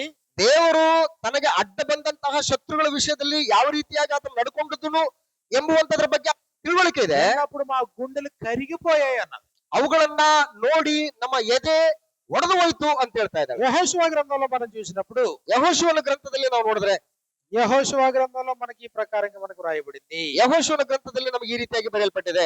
యెహోషువ గ్రంథము 2వ అధ్యాయం 11వ వచనంలో, ಯೆಹೋಶುವನ ಗ್ರಂಥ 2ನೇ ಅಧ್ಯಾಯ 11ನೇ ವಚನದಲ್ಲಿ, మేము వినినప్పుడు మా గుండెలు కరిగిపోయాను, ನಾವು ಈ ವಿಷಯಗಳನ್ನು ಕೇಳಿದಾಗ ನಮ್ಮ ಎದೆ ಒಡೆದು ಹೋಯ್ತು. మీ దేవుడైన యెహోవా పైన ఆకాశం మందును క్రింద భూమి మీదను దేవుడే, ನಿಮ್ಮ ದೇವರಾದ ಯೆಹೋವನೊಬ್ಬನೇ ಪರಲೋಕದಲ್ಲಿಯೂ ಭೂಲೋಕದಲ್ಲಿಯೂ ದೇವರು. మీ ఎదుట ఎట్టి మనుషులకైనను ధైర్యం మాత్రం ఉండదు. ಆದ್ದರಿಂದ ಈಗ ನೀವು ನನಗೆ ನಂಬತಕ್ಕ ಒಂದು ಗುರುತನ್ನು ಕೊಟ್ಟು ನಮ್ಮನ್ನ ದಯ ತೋರಿಸಿ ನಮಗೆ. 2వ అధ్యాయం 12వ వచనంలో, 2ನೇ ಅಧ್ಯಾಯ 12ನೇ ವಚನದಲ್ಲಿ, నేను మీకు ఉపకారం చేసి తిని గనుక ನಾನು ನಿಮಗೆ ಉಪಕಾರ ಮಾಡಿದ್ದರಿಂದಾಗಿ మీరును నా తండ్రి ఇంటికి ఉపకారం చేసి నాకు నిజమైన ఆనవాళ్ళు ఇచ్చేళ్ళండి అన్న. ನೀವು ನನ್ನ ತಂದೆಯ ಮನೆಯವರಿಗೆ ದಯ ತೋರಿಸುವವರಾಗಿಯೂ, ನನ್ನ ತಂದೆ ತಾಯಿಗಳನ್ನು ಸಹೋದರ ಸಹೋದರಿಯರನ್ನು ಅವರಿಗಿರುವುದೆಲ್ಲವನ್ನು ನಾಶ ಮಾಡದೆ ಉಳಿಸುವವರಾಗಿಯೂ ಇರಬೇಕೆಂದು ಹೇಳಿದ್ದಾರೆ. 13ನೇ ವಚನದಲ್ಲಿ, నా తండ్రియు నా తల్లియు నా అన్నదమ్ములు నా అక్క చెల్లెండు వారి కలిగి ఉన్న వారందరూ చావకుండా బ్రతకనిచ్చి రక్షించున్నట్లుగా దయచేసి యెహోవా తోడును ప్రమాణం చేయండి అన్నది. ನನ್ನ ತಂದೆ ಮನೆಯವರಿಗೆ, ನನ್ನ ಸಹೋದರ ಸಹೋದರಿಯರು ಇವರು ಎಲ್ಲರನ್ನೂ ಕೂಡ ನಾಶ ಮಾಡದೆ ಉಳಿಸಬೇಕೆಂಬುದಾಗಿ ಯೆಹೋವನ ಹೆಸರಿನಲ್ಲಿ ಪ್ರಮಾಣ ಮಾಡ್ಬೇಕಂತೇಳಿ ಆಕೆ ಬೇಡಿಕೊಳ್ತಾ ಇದ್ದಾಳೆ. తండ్రి ఉన్నాడు, తల్లి ఉంది, అన్నదమ్ములు ఉన్నారు, అక్క చిన్న నా బంధువులు ఉన్నారు. ಅಂದ್ರೆ ನನಗೆ ತಂದೆ ತಾಯಿಗಳಿದ್ದಾರೆ, ಅಣ್ಣ ತಮ್ಮಂದಿರಿದ್ದಾರೆ, ಅಕ್ಕ ತಂಗಿಯರಿದ್ದಾರೆ, ಎಲ್ಲ ಬಂಧು ಬಳಗ ಎಲ್ಲ ಇದೆ ನನಗೆ. కాబట్టి ఇప్పుడు వారందరిని రక్షించేటట్లుగా మీరు ప్రమాణం చేయండి నాతో. ಅಂದ್ರೆ ಅವರೆಲ್ಲರೂ ಕೂಡ ಸಂರಕ್ಷಿಸಬೇಕು ಎಂಬುದಾಗಿ ನನಗಾಗಿ ನೀವು ಪ್ರಮಾಣ ಮಾಡಿ ಅಂತ ಕೇಳ್ತಾ ಇದ್ದಾಳೆ. కాబట్టి దాని కొరకు ప్రయాసపడిందా? ಆದ್ರಿಂದ ಕುಟುಂಬ ಸದಸ್ಯರುಗಳಿಗೋಸ್ಕರ ಆಕೆ ಪ್ರಯಾಸ ಪಟ್ಟಿದ್ದಾಳ. దాని గురించి ప్రయాసపడింది. ಆಕೆ ತನ್ನ ಕುಟುಂಬದ ವಿಷಯದಲ್ಲಿ ಆಕೆ ಪ್ರಯಾಸ ಪಟ್ಟಿದ್ದಾಳೆ. 6వ అధ్యాయం 25వ వచనంలో, 6ನೇ ಅಧ್ಯಾಯ 25ನೇ వచನದಲ್ಲಿ, రాహాబను వేశ్య యెరికోను వేగి చూటొచ్చుటకు యెహోషువ పంపిన దూతలు దాచిపెట్టి ఉండెను గనుక అతడు ఆమెను, ఆమె తండ్రిని, ఆమె ఇంటి వారిని, ఆమె కలిగిన వారందరినీ బ్రతకనిచ్చెను.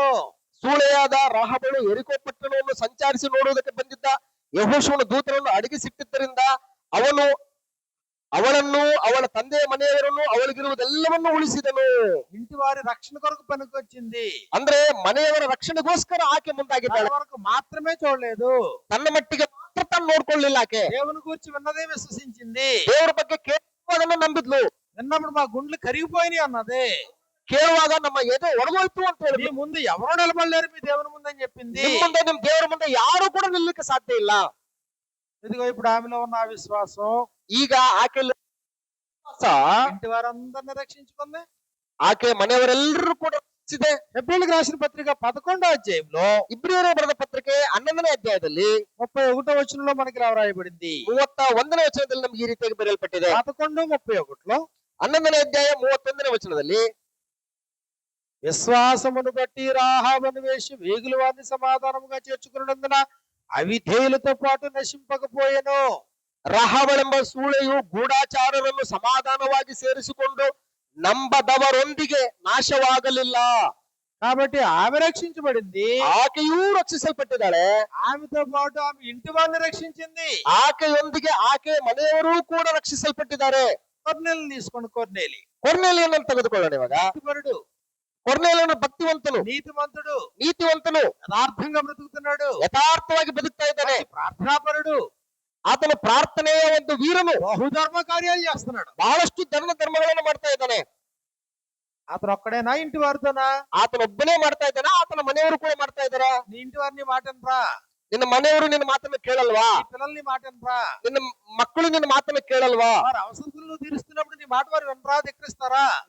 ನೀನು ಅವರ ಅವಶ್ಯಕತೆಗಳನ್ನ ನೀನು ಪೂರೈಸುತ್ತಿರುವಾಗ ಅವ್ರು ನಿನ್ನ ಮಾತುಗಳನ್ನು ಕೇಳ್ತಾ ಇಲ್ವಾ? వారి కొరకు నువ్వు డబ్బులు ఖర్చు పెడుతున్నావు, వారికి ఆహారం పెడుతున్నావు, నీ మాట వినరా వాళ్ళు? ನೀನು ಅವ್ರಿಗೋಸ್ಕರ ಹಣ ಖರ್ಚು ಮಾಡ್ತಾ ಇದ್ದಿ, ಅವ್ರಿಗೋಸ್ಕರ ಆಹಾರ ಕೊಡ್ತಾ ಇದ್ದಿ, ಈಗಿರುವಾಗ ಅವ್ರು ನಿನ್ನ ಮಾತು ಕೇಳಲ್ವಾ? ಹಾಗಾದ್ರೆ నీ మీద వారు ఆధారపడ్డారు, సంరక్షిస్తున్నావు, పోషిస్తున్నావు. ಸೊ ಯಾಕಂದ್ರೆ ಅವ್ರು ನಿನ್ನ ಮೇಲೆ ಆಧಾರಗೊಂಡಿದ್ದಾರೆ. ಯಾಕಂದ್ರೆ ನೀನು ಅವ್ರನ್ನ ಪೋಷಿಸ್ತಾ ಇದ್ದಿ. ఎందుకు మీరు వింటారు గ్యారంటీగా? ಯಾಕಂದ್ರೆ ನೀನು ಹೇಳಿದ್ರೆ ಅವ್ರು ಗ್ಯಾರಂಟಿ ಕೇಳ್ತಾರೆ ಅವರು. ఇదిగో ఇప్పుడు కొన్నేళ్ళు ఉన్నాడు, ಈಗ ಕೊರ್ನೆಲಿದ್ದಾನೆ, శతాధిపతి, మంచి ఉద్యోగం ఉంది, ಶತಾಧಿಪತಿ ಎಂಬಂತ ಒಂದು ದೊಡ್ಡ ಉದ್ಯೋಗ ಆತನಿಗಿದೆ. ఉద్యోగంతో పాటు భక్తి ఉంది, ಆ ಉದ್ಯೋಗದೊಟ್ಟೊಟ್ಟಿಗೆ ಆತನಿಗೆ ಭಕ್ತಿಯೂ ಕೂಡ ಇದೆ, ప్రార్థనా జీవితం ఉంది, ಪ್ರಾರ್ಥನೆ ಜೀವಿತ ಕೂಡ ಆತನಿಗಿದೆ. కుటుంబం అందరితో కలిసి బహుదార ధర్మ కార్యక్రమాలు చేస్తారు. ಕುಟುಂಬದೊಟ್ಟಿಗೆ ಸೇರಿ ಬಹುದೊಡ್ಡ ದಾನ ಧರ್ಮಗಳ ಕಾರ್ಯಕ್ರಮವನ್ನು ಮಾಡ್ತಾ ಇದ್ದಾನೆ. కాబట్టి ప్రయోజనకరమైంది దేవుడు బయలుపాటు చేశాడు. ಪ್ರಯೋಜನಕರವಾದದ್ದು ಯಾವುದು ಎಂಬುದನ್ನ ಕೊರ್ನೇಲನಿಗೆ ಆತನು ಬಯಲ್ಪಡಿಸಿದ್ದಾನೆ. లోకము నుండి దూత వచ్చి పరిష్కారం చెప్పింది. ಲೋಕದಿಂದ ದೇವದೂತನೊಬ್ಬನು ಬಂದು ಅದಕ್ಕೆ ಪರಿಹಾರವನ್ನು ಸೂಚಿಸಿದಾಗ వెంటనే మనుషుల్ని పేతురు దగ్గరికి పంపించాడు, రప్పించాడు. ತಕ್ಷಣವೇ ಕೊರ್ನೇಲನು ಮನುಷ್ಯರನ್ನ ಪೇತ್ರನ ಬಳಿಗೆ ಕಳಿಸಿದ್ದಾನೆ. పేతురు వచ్చాడు, పరిస్థితి ఎలా ఉందో చూడండి. ಪೇತ್ರನ ಬಂದ ಪರಿಸ್ಥಿತಿ ಹೇಗಿತ್ತು ಅನ್ನುವಂಥದ್ದನ್ನು ಒಂದ್ಸಾರಿ ಗಮನಿಸಿ. అపోస్తుల కార్యాలు 10వ అధ్యాయాన్ని మనం చూసినప్పుడు, ಅಪೊಸ್ತಲರ ಕೃತ್ಯಗಳ ಪುಸ್ತಕ 10ನೇ ಅಧ್ಯಾಯವನ್ನು ನಾವು ಗಮನಿಸಿದ್ರೆ 10వ అధ్యాయము 24వ వచనంలో మనకి ఇలా వ్రాయబడింది. 10ನೇ ಅಧ್ಯಾಯ 24ನೇ ವಚನದಲ್ಲಿ ನಮಗೆ ಈ ರೀತಿಯಾಗಿ ಬರೆಯಲ್ಪಟ್ಟಿದೆ. మరునాడు వారు కైసరేలో ప్రవేశించినప్పుడు కొర్నేలి తన బంధువులను, ముఖ్య స్నేహితులను పిలిపించి వారి కొరకు కనిపెట్టుకొని ఉండెను. ಮರುದಿನ ಅವನು ಕೈಸರಯ್ಯಕ್ಕೆ ಸೇರಿದನು. ಕೊರ್ನೇಲನು ತನ್ನ ಬಂಧು ಬಳಗದವರನ್ನು, ಪ್ರಾಣಮಿತ್ರರನ್ನು ಕೂಡ ಕರೆಸಿ ಪೇತ್ರನನ್ನು ಎದುರು ನೋಡುತ್ತಿದ್ದನು. కాబట్టి తాను తన ఇంటి వారు, ಆದ್ರಿಂದ ಅವನು ಅವನ ಮನೆಯವರೆಲ್ಲರನ್ನೂ ಕೂಡ ఇంటి వారితో పాటు 3వ సర్కిల్లో కూడా వెళ్ళిపోయాడు. ಅಂದ್ರೆ ಮನೆಯವರೊಟ್ಟಿಗೆ 3ನೇ ಸರ್ಕಲ್ಗೂ ಕೂಡ ಹೋಗಿದ್ದಾನೆ. ఇంకా స్నేహితుల దగ్గర కూడా వెళ్ళిపోయాడు. ಇನ್ನು ಪ್ರಾಣ ಮಿತ್ರರನ್ನು ಕೂಡ ಕರೆಸಿದ್ದಾನೆ. అయితే కొర్నేలి ఇంటి వారు బాప్తిసం పొందారనే సంగతిని అక్కడ మనకు తెలియజేశాడు. ಆದ್ರೆ ಕೊರ್ನೇಲನು ಮತ್ತು ಕೊರ್ನೇಲನ ಮನೆಯವರು ದೀಕ್ಷಾಸ್ಥಾನವನ್ನು ಹೊಂದಿದ್ರು ಎಂಬುದಾಗಿ ಸಂಗತಿಯನ್ನು ನಮಗೆ ತಿಳಿಸ್ತಾ ಇದ್ದಾರೆ. 44 నుండి 48 వచనాలు మనం చూసినప్పుడు 44ನೇ ವಚನದಿಂದ 48ನೇ ವಚನದವರೆಗೆ 11వ అధ్యాయము 14వ వచనాన్ని మనం చూసినప్పుడు 11ನೇ ಅಧ್ಯಾಯ 14ನೇ ವಚನವನ್ನು ನಾವು ಗಮನಿಸಿದ್ರೆ, నీవును నీ ఇంటి వారును, ನೀನು ನಿನ್ನ ಮನೆಯವರೆಲ್ಲರಿಗೂ, నీవు నీ ఇంటి వారు ನಿನಗೂ ನಿನ್ನ ಮನೆಯವರೆಲ್ಲರಿಗೂ ఏ మాటల వల్ల రక్షణ పొందుదురు, ಯಾವ ಮಾತಿನ ಮೂಲಕ ನೀವು ರಕ್ಷಣೆ ಹೊಂದುವಿರಿ ಅಂತಂದ್ರೆ ఆ మాటలు అతడు మీతో చెప్పును. ಆ ಮಾತಾಡುವುದನ್ನ ನಾನು ನಿನ್ನೊಟ್ಟಿಗೆ ಮಾತಾಡ್ತಾ ಇದ್ದೀನಿ. నీవును నీ ఇంటి వారి యొక్క రక్షణ, ನೀನು ಮತ್ತು ನಿನ್ನ ಮನೆಯವರ ರಕ್ಷಣೆಗೋಸ್ಕರ, కొర్నేలి ఇంటి వారి యొక్క రక్షణ, ಕೊರ್ನೇಲು ಮತ್ತು ಕೊರ್ನೇಲನ ಮನೆಯವರೆಲ್ಲರಿಗೋಸ್ಕರ ರಕ್ಷಣೆಗೋಸ್ಕರ, జైలు అధికారి ఇంటి వారి యొక్క రక్షణ, ಸೆರೆಮನೆ ಅಧಿಕಾರಿ ಮತ್ತು ಆ ಅಧಿಕಾರಿಯ ಮನೆಯವರೆಲ್ಲರಿಗೋಸ್ಕರ. జైలు అధికారి ఉన్నాడు, ಸೆರೆಮನೆಯ ಅಧಿಕಾರಿ ಇದ್ದಾನೆ. అపోస్తుల కార్యాలు 16వ అధ్యాయాన్ని మనం చూసినప్పుడు ಅಪೊಸ್ತಲರ ಕೃತ್ಯಗಳ ಪುಸ್ತಕ 16ನೇ ಅಧ್ಯಾಯವನ್ನು ನಾವು ನೋಡಿದ್ರೆ, పౌలు శీల చెరసాలలో వేయబడిన తర్వాత ಪೌಲ ಸೀಲರು ಸೆರೆಮನೆಗೆ ಹಾಕಿದಂತ ಸಂದರ್ಭದಲ್ಲಿ అదిగో అప్పుడు భూకంపం కలిగింది, పారిపోయారేమనుకుని తన్ను తాను నాశించుకోబోయాడు. ಅಲ್ಲಿ ಭೂಕಂಪ ಉಂಟಾಯ್ತು. ಸೆರೆಯಲ್ಲಿದ್ದಂತ ಸೆರೆಯವರೆಲ್ಲರೂ ಕೂಡ ತಪ್ಪಿಸಿಕೊಂಡು ಹೋದ್ರು ಎಂಬುದಾಗಿ ನೆನೆಸಿ ಸೆರೆ ಯಜಮಾನನು ಕತ್ತಿಯನ್ನು ಎರೆದುಕೊಂಡು ತನ್ನನ್ನು ತಾನು ಕೊಂದುಕೊಳ್ಬೇಕಂತಿದ್ದ. ఇదిగో 30వ వచనంలో 30ನೇ ವಚನದಲ್ಲಿ వాడిని వెలుపలికి తీసుకొచ్చి అయ్యలారా రక్షణ పొందుటకు నేనేం చేయాలని అడిగాడు. ಆಗ ಆ ಸೆರೆಯ ಯಜಮಾನನು ಅವರನ್ನ ಹೊರಗೆ ಕರ್ಕೊಂಡು ಬಂದು, ಸ್ವಾಮಿಗಳೇ, ನಾನು ರಕ್ಷಣೆ ಹೊಂದೋದಕ್ಕೆ ಏನ್ ಮಾಡ್ಬೇಕು ಅಂತ ಹೇಳಿ ಕೇಳ್ತಾ ಇದ್ದಾನೆ. అందుకు వారు ప్రభువైన యేసునందు విశ్వాసం ఉంచావు, నీవును నీ ఇంటి వారును రక్షణ పొందుదురు. ಅದಕ್ಕೆ ಪೌಲ ಸೀಲರು, ಕರ್ತ ಯೇಸುವಿನ ಮೇಲೆ ನಂಬಿಕೆ ಇಡು, ಆಗ ನೀನು ರಕ್ಷಣೆ ಹೊಂದುವಿ, ನಿನ್ನ ಮನೆಯವರೂ ರಕ್ಷಣೆ ಹೊಂದುವರು. నీవును నీ ఇంటి వారును. ನೀನು ನಿನ್ನ ಮನೆಯವರು. ఒకసారి మనం ఎన్ని స్టోరీలు చెప్పుకున్నాం ఒకసారి జ్ఞాపకం చేయండి. ಒಂದ್ಸಾರಿ ನಾವು ಹೇಳ್ಕೊಂಡ್ವಲ್ಲ, ಅದನ್ನ ಸ್ವಲ್ಪ ನೆನ್ಪು ಮಾಡ್ಕೊಳ್ಳಿ. నీతో పాటు నీ కుటుంబం. ನಿನ್ನೊಟ್ಟಿಗೆ ನಿನ್ನ ಕುಟುಂಬ. చెప్పండి. ఒకటి ಒಂದದ್ದೇನು? అబ్రహాము కుటుంబం. ಒಂದದ್ದು ಅಬ್ರಹಾಮ ಮತ್ತು ಅಬ್ರಹಾಮನ ಕುಟುಂಬ. Abraham sketch right. ಸ್ಕೆಚ್. యెహోషువ కుటుంబం. ಯೆಹೋಶುವನ ಕುಟುಂಬ. నోవహు కుటుంబం. ನೋಹನ ಕುಟುಂಬ. లోతు కుటుంబం. ಲೋಟನ ಕುಟುಂಬ. యోబు కుటుంబం. ಯೋಬ ಮತ್ತು ಯೋಬನ ಕುಟುಂಬ. రాహాబు కుటుంబం. ರಾಹಾಬಳು ಮತ್ತು ರಾಹಾಬಳ ಕುಟುಂಬ. కొర్నేలి కుటుంబం. ಕೊರ್ನೇಲನು ಮತ್ತು ಕೊರ್ನೇಲ ಕುಟುಂಬದವರು. జైలధికారి కుటుంబం. ಸೆರೆಮನೆಯ ಯಜಮಾನ ಮತ್ತು ಆ ಯಜಮಾನನ ಕುಟುಂಬದವರು. మన కుటుంబం ఉందా? ಅಂದ್ರೆ ಕುಟುಂಬ ಅಂತ ಇದೆಯಲ್ಲ, ನಮ್ದು ಕುಟುಂಬ ಇದೆಯಾ? భక్తి మనతో అంతరించిపోవాలా? ಅಂದ್ರೆ ಭಕ್ತಿ ನಮ್ಮಗಳಿಗೆ ಮಾತ್ರ ಸೀಮಿತವಾಗಿ ನಮ್ಮಗಳಿಗೆ ಮಾತ್ರ ಕಳೆದೋಗ್ಬಿಡ್ಬೇಕಾ? విశ్వాసం రక్షణ మనకేనా? ರಕ್ಷಣೆ ನಂಬಿಕೆ ಅನ್ನುವಂಥದ್ದು ನಮಗೆ ಮಾತ್ರ ಸೀಮಿತನಾ? పిల్లలకు వద్దా? ನಮ್ಮ ಮಕ್ಕಳಿಗೆ ಬೇಡವಾ? కుటుంబాలు రక్షించబడద్దా? ಕುಟುಂಬಗಳು ರಕ್ಷಿಸಲ್ಪಡಬೇಕು, ಪಡಬಾರ್ದು? చాలా కుటుంబాల్లో ಬಹಳಷ್ಟು ಕುಟುಂಬಗಳಲ್ಲಿ ఆ సమాధి ఆ తల్లితోనే ఇంక తర్వాత భక్తి ఉండదు దేవుడు. ಅಂದ್ರೆ ಆ ಒಂದು ವಿಶ್ವಾಸ ಭಕ್ತಿ ಅನ್ನುವಂಥದ್ದು ಆ ತಾಯಿಯೊಟ್ಟಿಗೆನೆ ಅಂತ್ಯವಾಗ್ಬಿಡ್ತದೆ. ನೆಕ್ಸ್ಟ್ ಇಲ್ಲ. అన్య జనుల్లో నుండి ఒక బిడ్డ మార్పు పొందింది. ಅಂದ್ರೆ ಅನ್ಯ ಜನಗಳಿಂದ ಒಬ್ಬ ಮಗಳು ಮಾರ್ಪಾಟನ್ನು ಹೊಂದಿದ್ದಾರೆ. చాలా పెద్ద కుటుంబం ఉంది ఆవిడికి. ಬಹಳ ದೊಡ್ಡದಾದಂತ ಕುಟುಂಬ ಇದೆ ಆಕೆಗೆ. దేవుడు ఇవిడికేమో దీర్ఘాయుష్ని ఇచ్చాడు. ದೇವರು ಈಕೆಗೇನೋ ದೀರ್ಘಾಯುಷ್ಯವನ್ನು ಕೊಟ್ಟಿದ್ದಾನೆ. ఆవిడకి భర్త ఉన్నాడు, కూతుర్లు ఉన్నారు, కొడుకులు ఉన్నారు, అల్లుళ్ళు ఉన్నారు, తర్వాత కోడళ్ళు ఉన్నారు, మనవళ్ళు ఉన్నారు, మనవరాళ్ళు ఉన్నారు. ಆಕೆಗೆ ಗಂಡ ಇದ್ದಾನೆ, ಮಕ್ಕಳು, ಮೊಮ್ಮಕ್ಕಳು, ಸೊಸೆಂದ್ರು, ಅಳಿಯಂದ್ರು ಎಲ್ಲ ಬಂಧು ಬಳಗ ಇದೆ. అందరూ ఉన్నారు. ಎಲ್ಲರೂ ಇದ್ದಾರೆ. కానీ ఈవిడ మాత్రమే ఆరాధనకు వస్తుంది. ಆದ್ರೆ ಆಕೆ ಮಾತ್ರ ಆರಾಧನೆಗೆ ಬರ್ತಾಳೆ. ఆరాధన ముగిస్తుంది. ಆರಾಧನೆಯನ್ನ ಮುಗಿಸ್ಕೊಳ್ತಾಳೆ. ఎంతో భక్తిగా ఉంటది. ಎಷ್ಟೋ ಭಕ್ತಿವಂತಳಾಗಿರ್ತಾಳೆ. మళ్ళీ తిరిగి ఇంటికి వెళ్ళిపోతుంది. ಮತ್ತೆ ಮನೆಗೆ ಹೊರಟೋಗ್ತಾಳೆ. ఇంటికి వెళ్ళిపోయి మళ్ళీ ఆవిడే భక్తిగా ఉంటది. ಮನೆಗೆ ಹೋದ್ಮೇಲೆ ಆಕೆನೇ ಭಕ್ತಿವಂತಳಾಗಿರ್ತಾಳೆ. మళ్ళీ సమాజంతో వచ్చి మళ్ళీ అందరితో ఆరాధన చేస్తుంది. ಮತ್ತೆ ಸಭೆಯಾಗಿ ಕೂಡಿಕೊಂಡು ಬಂದು ಮತ್ತೆ ದೇವರನ್ನ ಆರಾಧನೆ ಮಾಡ್ತಾಳೆ. దేవుడు సుమారు 25 సంవత్సరాల ఆయుష్ కల్లించాడు. ದೇವರು ಆಕೆಗೆ 25 ವರ್ಷಗಳ ಕಾಲ ಹೆಚ್ಚು ಆಯುಷ್ಯನ್ನು ಕೂಡ ದಯಪಾಲಿಸಿಕೊಡ್ತಾನೆ. ఆ ఇంట్లో ಆ ಮನೆಯವರಿಗೆ ఆవిడ మరణంతో ಆಕೆಯ ಸಾವಿನೊಟ್ಟಿಗೆ నో మోర్. ಮತ್ಯಾರು ಕೂಡ ಭಕ್ತಿ ವಿಶ್ವಾಸ ಜೀವಿತದಲ್ಲಿ ಇಲ್ಲ. ಅಲ್ಲಿಗೆ ಮುಗಿದೋಯ್ತು. నీతోనే ముగింప. ನಿನ್ನೊಟ್ಟಿಗೆನೆ ಮುಕ್ತಾಯ ಆಗ್ಬೇಕಾ? నీ కొడుకులకు వద్దా? ನಿನ್ ಮಕ್ಕಳಿಗೆ ಬೇಡವಾ? నీ కూతుర్లకు వద్దా? ನಿನ್ ಮಕ್ಕಳಿಗೆ ಬೇಡವಾ? నీ ఇంటి వారికి వద్దా? ನಿನ್ನ ಮನೆಯವರಿಗೆ ಬೇಡವಾ? 1000 తరాలు కరుణించే దేవుడు అంటాడైనా. ಮತ್ತೆ 1000 ತಲೆಗಳವರೆಗೆ ಆಶೀರ್ವದಿಸುವಂತಹ ದೇವರು ಹೇಗಾಗ್ತಾನೆ ಆತನು? నీకు నమ్మకం లేదా? ನಿನಗೆ ನಂಬಿಕೆ ಇಲ್ವಾ? దేవుని వాగ్దానాలను నమ్ముతలేదా? ದೇವರ ವಾಗ್ದಾನವನ್ನು ನೀನ್ ನಂಬ್ತಾ ಇಲ್ವಾ? ಹಾಗಾದ್ರೆ నీకు స్వార్థం ఎక్కువైందా? ನಿನ್ನಲ್ಲಿರುವಂತ ಸ್ವಾರ್ಥನೇ ಹೆಚ್ಚಾಗೋಯ್ತಾ? నీ వరకు బాగుపడితే చాలా. ನೀನು ಮಾತ್ರ ಒಳ್ಳೆದನ್ನು ಪಡ್ಕೊಂಡ್ರೆ ಸಾಕ ನಿನಗೆ? నీ వరకు రక్షించబడితే చాలా. ನೀನು ಮಾತ್ರ ರಕ್ಷಣೆ ಹೊಂದ್ಕೊಂಡ್ರೆ ಸಾಕಾ ನಿನಗೆ? ఇదిగో పాతాళంలో బాధపడే ధనవంతుడు కూడా కుటుంబం గురించి ఆలోచిస్తున్నాడు కదా. ಆ ಪಾತ ಯಾತನೆಯನ್ನ ಪಡುತ್ತಿರುವಂತಹ ಆ ಧನವಂತನು ಕೂಡ ತನ್ನ ಕುಟುಂಬದ ವಿಷಯದಲ್ಲಿ ఇంకా నాకు ఆత్మ ఆలోచన ಮಾಡ್ತಾ ఇದ್ದಾನೆ. అన్నదమ్ములు ఉన్నారని జ్ఞాపకం చేస్తున్నాడు కదా. ನನಗೆ ಇನ್ನೂ 5 ಜನ ಅಣ್ಣ ತಮ್ಮಂದ್ರು ಇದ್ದಾರೆ ಅಂತ ಹೇಳ್ಬಿಟ್ಟು ಆತನು ಆಲೋಚನೆ ಮಾಡ್ತಾ ಇದ್ದಾನೆ. లేకపోయినా జ్ఞాపకం చేస్తున్నాడు కదా. ಅವಕಾಶ ಇಲ್ಲದೆ ಇದ್ರೂ ಕೂಡ ತನ್ನ ಕುಟುಂಬ ಸದಸ್ಯರುಗಳ ಬಗ್ಗೆ ಆತನ ಆಲೋಚನೆ ಮಾಡ್ತಾ ಇದ್ದಾನಲ್ವಾ? బతుకున్నాం కదా భూమి మీద. ನಾನು ಭಕ್ತಿಹೀನನೇ ಈ ಭೂಮಿ ಮೇಲೆ ನಾನು.